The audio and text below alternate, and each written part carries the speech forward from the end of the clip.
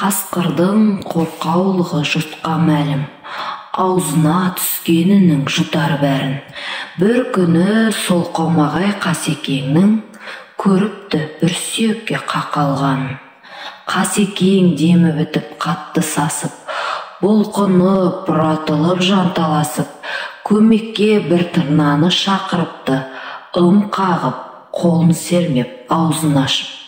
Қасқырдың тамағына тұмсық сұғып, сүйекті тырна лезде алды жұлып. Сіңірген осы үлкен еңбек үшін қасқырдан тіледі ақы тырна тұрып. Сол кезде айғай салды қасқыр сараң. Ой ақмақ, сен менен ақылар, басың аман қалған соң саған не бар? Тұмсығыңды тыққанда жеп қоймадым, өз басың өзіңе олжа, енді жоғал.